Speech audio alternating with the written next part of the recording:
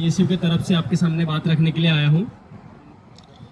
साथियों, आप सबका शुक्रिया अदा करता हूँ कि आप यहाँ आए हैं, इसलिए नहीं लेकिन इसलिए कि आप वो लोग हैं जब भी जहाँ भी कोई अन्याय होता है उसके खिलाफ आप खड़े होते हैं। आप जहाँ भी रहते हैं, चाहे आप जेएनयू कैंपस में रहते हैं या जब बाहर रहते हैं, घर में रहते हैं, जहाँ भी रहते हैं, आप वही लोग हैं जो हर अन्याय के खिलाफ खड़ा होते हैं। तो इसलिए भी मैं आप सबको शुक्रिया अदा करता हूँ, जय भीम, लाल सलाम पेश करता हूँ और क्रांतिकारी इस्तिकबाल पेश करता हूँ। साथियों, आज जो रिपोर्ट आया है, जो क्लोजर रिपोर्ट सीबीआई ने दाखिल किया है, ये कोई आइसोलेशन में हुई घटना तो नहीं है। इस देश में हम देख रहे हैं लगातार जब से 2014 से ये सरकार सत्ता में आई है तब से आज तक एक प्रोसेस चला रहा है जिसका नाम है प्रोसेस ऑफ अदराइजेशन। एक तबका है, एक मुस्लिम समुदाय है जिनको हर तरह से हर जगह से टारगेट किया जा रहा है।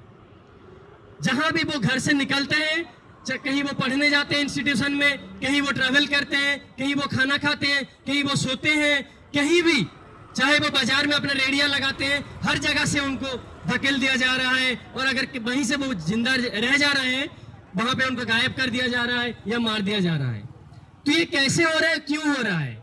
एक बात चलता है, हम सभी को पता है कि इस देश में हमेशा एक दलित की मेरिट और एक महिला की चरित्र और एक मुस्लिम की उसकी देशभक्ति पे सवाल किया जाएगा, चाहे वो कितना ही मेरिटफुल हो, चाहे कितना भी वो चरित्रवान हो और चाहे कितना भी वो देशभक्त हो। तो इस दौर में हमारा क्या काम है, हम क्या कर सकते हैं? हम अगर याद करते हैं, जो अम्मी है, मैं इस कैंपस में 2017 से हूँ, लेकिन मैं उस दिन से आज तक 8 साल हो गया देखता हूँ कि हर ऐसा कोई बड़ा प्रोटेस्ट नहीं हुआ जिस दिन अम्मी आके हमारे साथ खड़ी नहीं हुई है। तो मैं इस मंच से सलाम पेश करता हूँ और ये उनको याद दिलाता हूं कि आपके साथ हम खड़े रहेंगे, आगे जितना भी लड़ाई आप जितना दूर तक लड़ेंगे हम खड़े रहेंगे। तो साथी, आज इस दौर में हम क्या कर सकते हैं? जब वॉइस ऑफ डिसेंट को दबाया दिया जा रहा है, जब आप कोई घटना हो जाते हैं, आप पुलिस के पास जाते हैं या आप कोर्ट में जाते हैं, आप अपना दाखिल करते हैं कि मुझे ये समस्या हो रहा है, उस वक्त आप आशा रखते हैं कि कहीं पे कुछ नहीं हुआ, अगर पॉलिटिक्स से कुछ नहीं हो रहा है, पुलिस नहीं बात सुन रही है, तो जस्टिस आपको, अदालत में आपको जस्टिस मिलेगा। लेकिन हम देखते हैं किस तरह से कुछ महीने पहले ही हमारी जो अदालत की, जो कोर्ट की जो सिंबल है, जो काला, जो ब्लैक कलर की मूर्ति रखी हुई होती है, उनके आंखें बांधी हुई रहती है और उनके हाथ में एक तराजू रहता है, उसका सिंबल क्या है कि आप सबको एक तरह, एक बराबरी के नजरों से देखोगे और जस्टिस दोगे। लेकिन कुछ महीने पहले हम देखते हैं कि उस सिंबल को वो बदलने की कोशिश करते हैं या बदल देते हैं। उस काले जो ब्लैक कलर की जो मूर्ति होती है, उसकी जगह उन्होंने एक सफेद और एक हिंदू गॉडेस के जैसे मूर्ति वो लाते हैं और उनके आंखें खुली हुई रहती है। क्या वो देते हैं उसके पीछे जस्टिफिकेशन कि जस्टिस अब अंधा नहीं है, वो खुले आंख से देखेगा और खुले आंख से जस्टिस देगा। हमें आज भी जस्टिस सिस्टम पे भरोसा है, लेकिन कुछ लोग जो जस्टिस देने के नाम पे, जस्टिस देने से पहले एक चीफ जस्टिस बोलते हैं कि मैं जस्टिस डिलीवर करने से पहले भगवान से पूछा मैं क्या कर सकता हूँ। एक चीफ जस्टिस हम देखते हैं जस्टिस डिलीवर करने के जस्ट कुछ दिन बाद ही एक पार्टी में राज्यसभा एमपी बन जाते हैं। हम एक जगह बंगाल में देखते हैं जस्टिस पास करने के तुरंत बाद ही वो एमपी के चुनाव लड़ते हैं, एमएलए के चुनाव लड़ते हैं। तो इस तरह की जब जस्टिस सिस्टम हो जाता है तो हमें जस्टिस पे भरोसा रखना है, लेकिन प्रोसेस में कैसे हम करें? तो हमें उस मूवमेंट को जोरदार करना है। जब सारे दरवाजे बंद हो जाते हैं तो हमें रास्ते में निकलना है और एक लाइन, जो पुराने लाइन है, वो आज हमको याद करने की जरूरत है कि रास्ता ही वो चीज है जो आपको रास्ता दिखाता है। और एक बात हमें याद रखने की जरूरत है कि ये जो हिंदुत्व की राजनीति चल रही है, ये क्या मॉडल है? जब तक इस देश में मुस्लिम है तब तक हम हिंदू हैं, नहीं तो हम क्या है? ब्राह्मण है, क्षत्रिय है, दलित है, शूद्र है, ओबीसी है और हर कैटेगरी में आपको बांट दिया जाएगा। आज दलितों की हालत क्या है?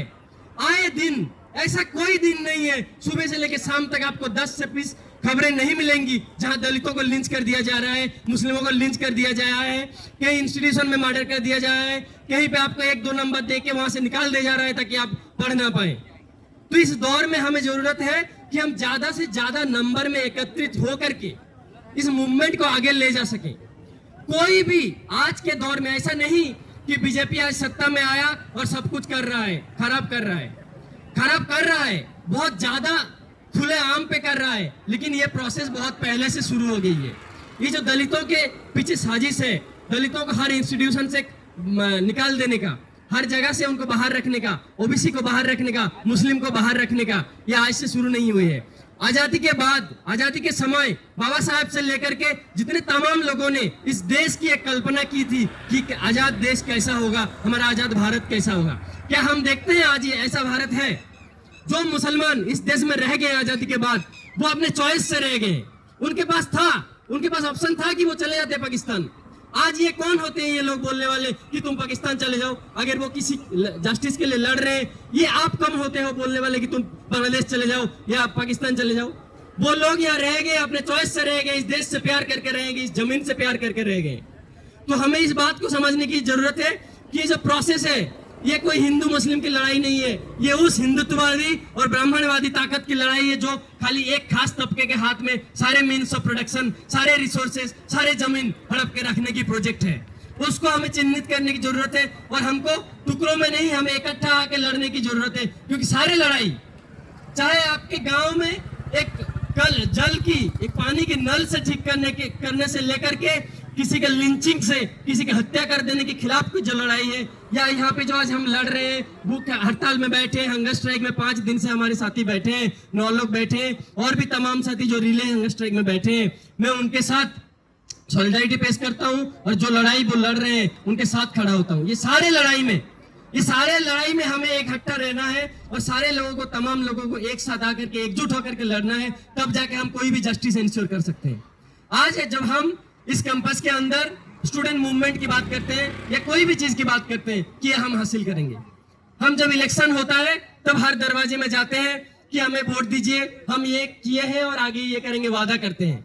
लेकिन इलेक्शन से लेकर दूसरे इलेक्शन तक का जो टाइम है, इस वक्त में हमें ये नहीं भूलना है कि कैसे होगा, ये हासिल कैसे होगा। आपके हाथ में तो सरकार है नहीं, हमारे हाथ में सरकार है नहीं, हमारे हाथ में पैसा है नहीं कि हमारे बोलने से वो पैसा दे दे।